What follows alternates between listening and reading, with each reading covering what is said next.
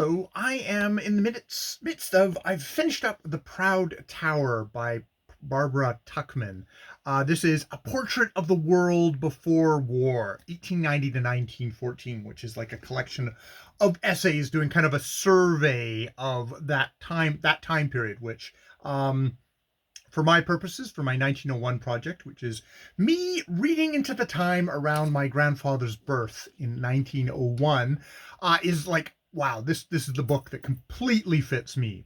And one of the great things about The Proud Tower, one of the many great things, is that Tuchman has all her sources listed at the end, and her method of constructing the book of these essays was to definitely read contemporary or very near contemporary accounts of what was going on.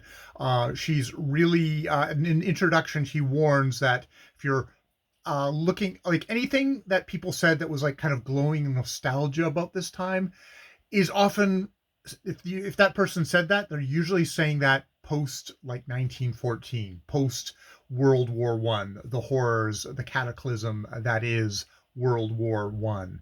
I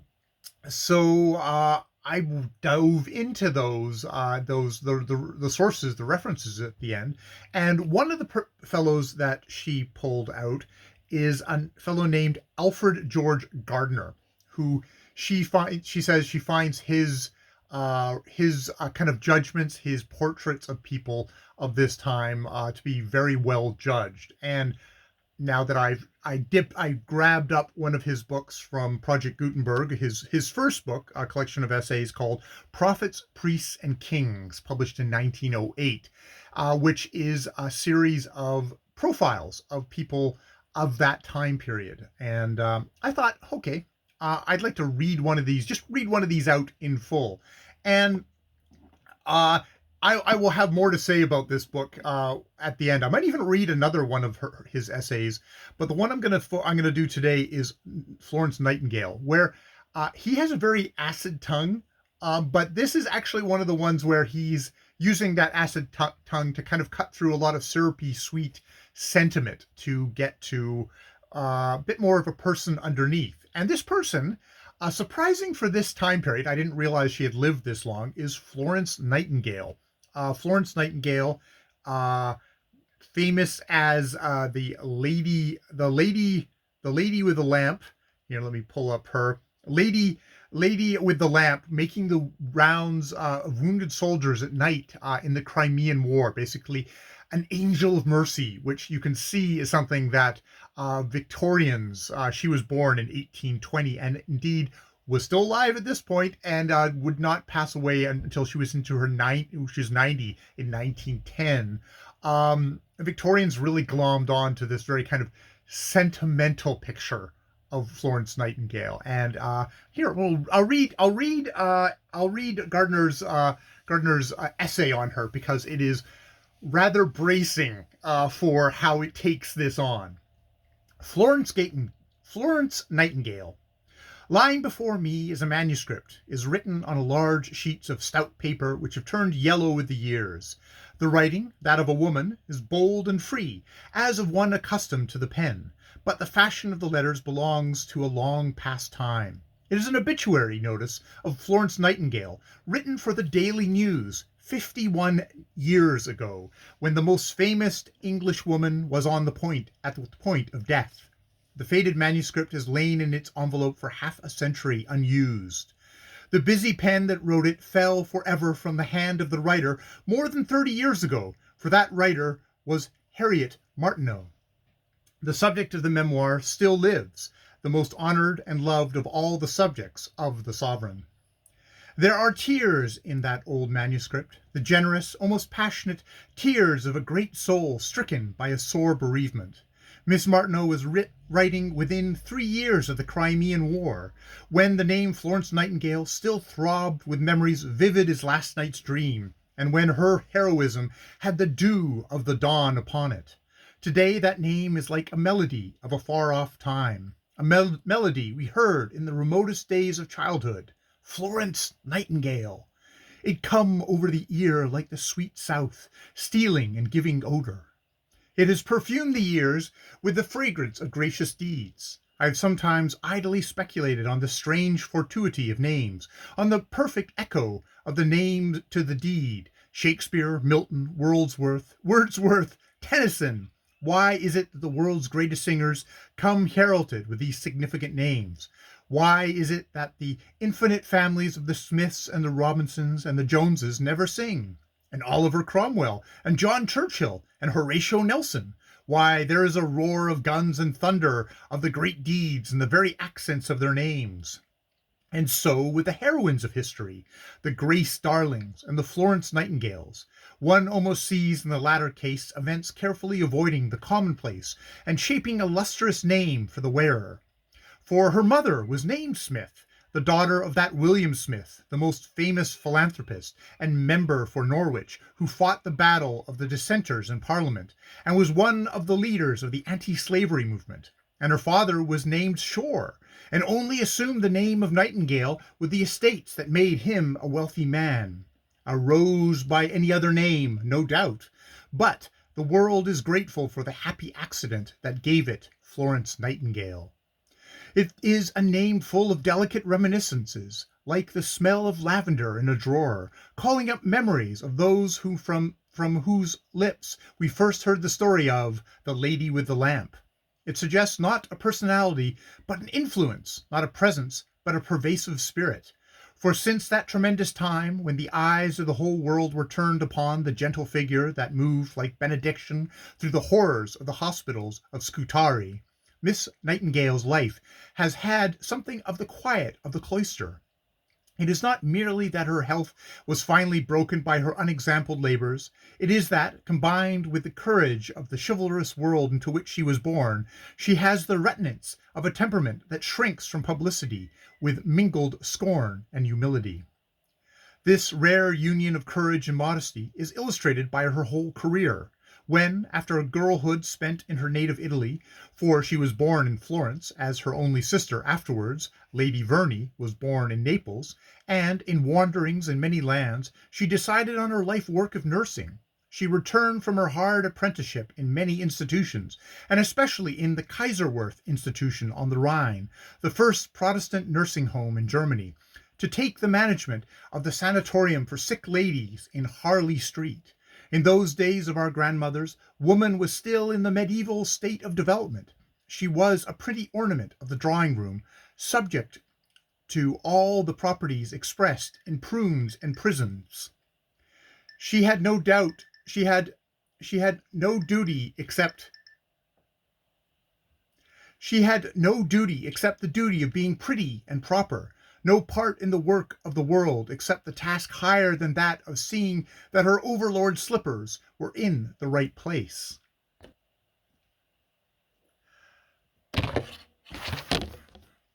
The advent of Florence Nightingale into Harley Street was like a challenge to all that was feminine early Victorian.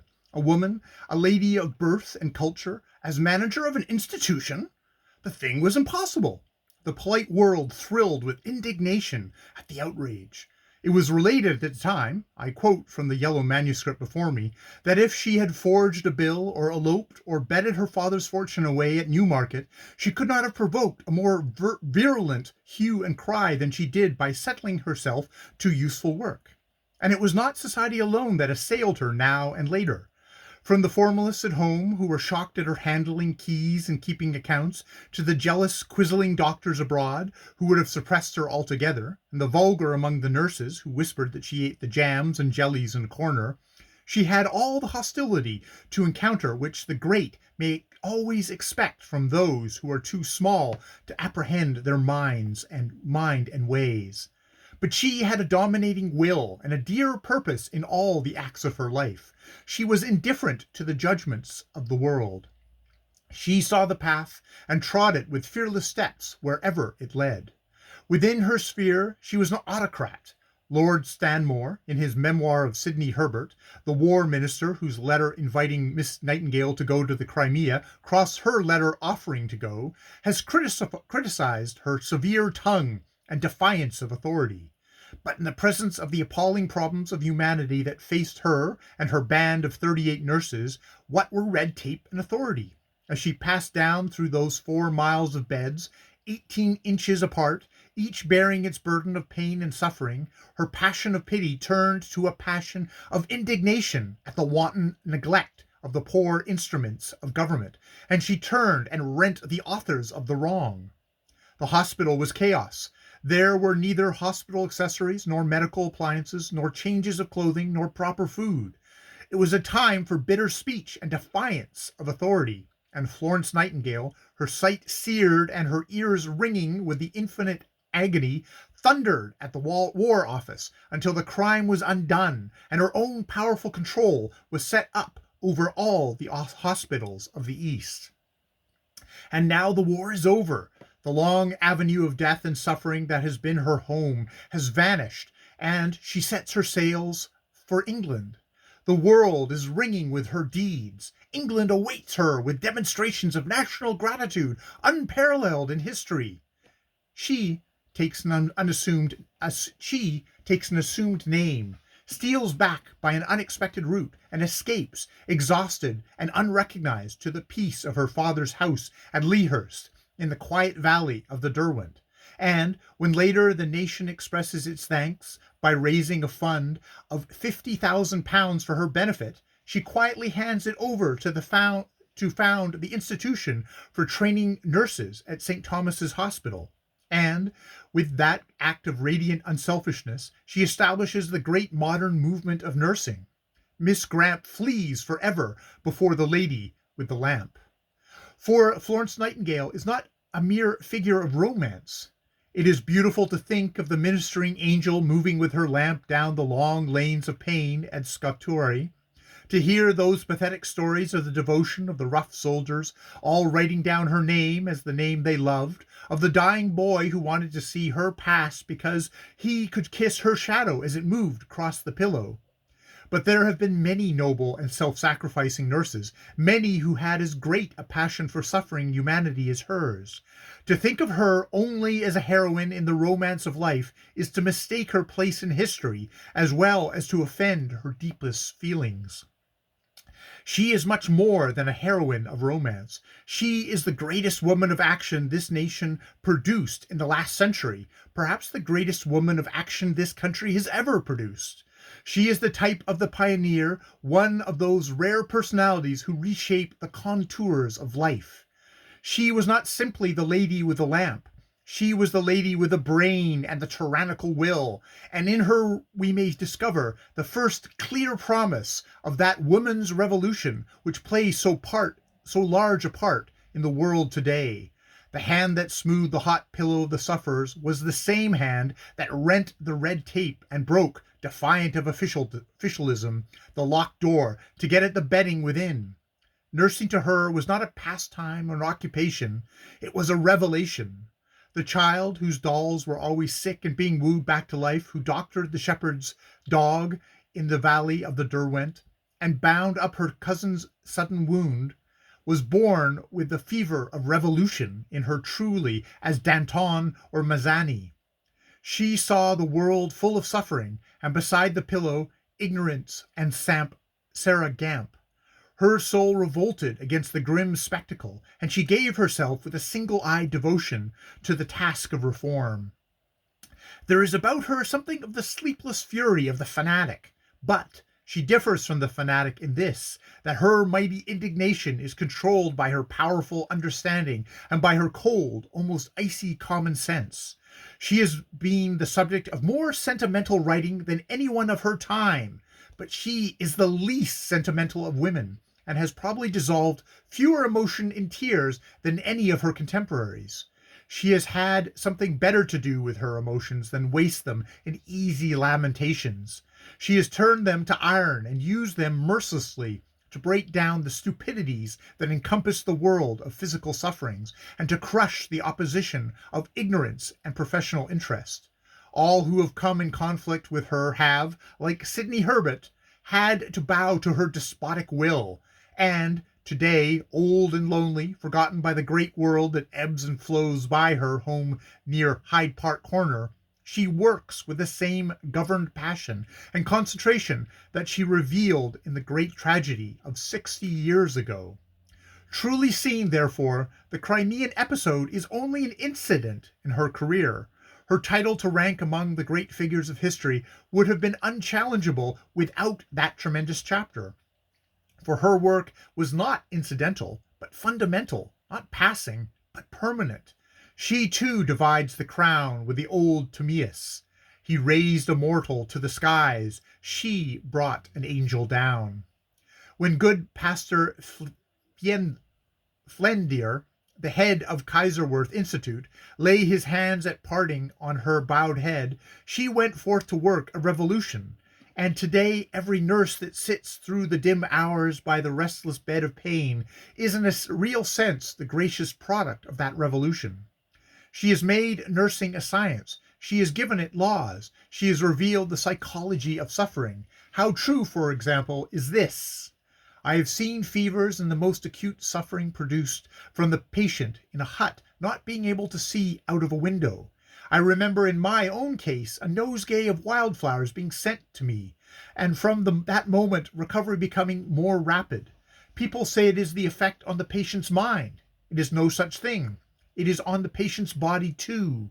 Volumes are now written and spoken about the effect of the mind on the body. I wish more was thought of the effect of the body on the mind. She has moved mountains, but her ideal is still far off, for she wants not merely a profession of nurses, but a nation of nurses, every mother a health nurse, and every nurse an atom in the hierarchy of the ministers of the highest. It is a noble dream, and she has brought it within the grasp of the realities of that future which, as she says, I shall not see, for I am old. I put the yellow manuscript back into the envelope where it had lain for half a century. 1,600 articles did Harriet Martineau write for the Daily News. They are buried in the bound volumes of the issues of long ago.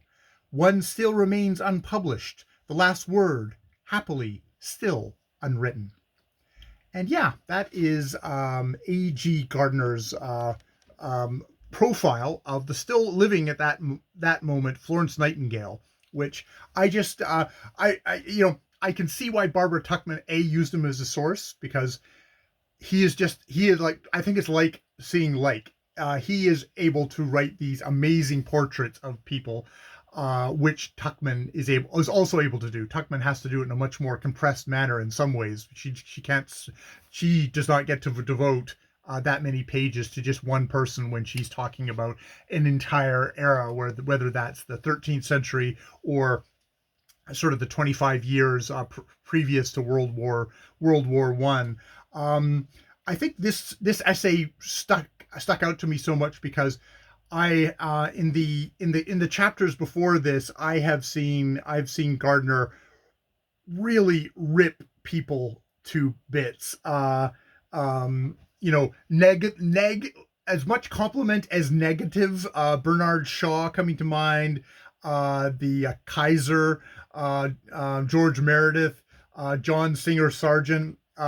His essays are so burned. There's so many burns in them. It is stunning. So it's actually quite amazing to come to something of Florence Nightingale where I thought it's like, okay, this is going to be, he's just going to like rip apart the myth of Florence Nightingale, which in some ways he does. But what he reveals underneath is an iron-willed, passionate, ethical person who's like, I am going to do something about the suffering in the world. I am going to stop the stupidities of the world, at least one part of the stupidities of the world. And I'm going to do this as a woman, very much against the hierarchy of the time. And, just kind of leaping into stuff like, this is, I think it's like, okay, it's a male writer in like 1908. How is he going to kind of react to a female? Because I think in some ways how prominent females get dealt with is like, oh, we'll sentimentalize them. It's the lady with the lamp. It's like, oh, angel of mercy, kind of like, it's like, no, he's going to pull that aside and say, no, this is like a really amazing, powerful, strong-willed, smart woman who had far surpassed her little one incident in history and went on to do other great things. So yeah. That I would totally. I am still in the midst of Priests, Prophets, and Kings by A.G. Gardner, and I would highly recommend it if you've got any interest in the things. I'm this David Lloyd George. There is one here on Winston Churchill. There's the Tsar, the Kaiser, William Jennings Bryant, finishing off with Gilbert K. Chesterton. And You might not agree. He may have I know he's got serious grudges with David Lloyd George. So he's a very opinionated person of his time, but he is such a vivid and strong writer. I was delighted to get pointed to him from Barbara Tuchman. It's always worth to, when you're reading a historian you love, to go, who are their sources? Who did they respect? Who did they love? And this is definitely one of them. All right, I will leave it there. More videos later.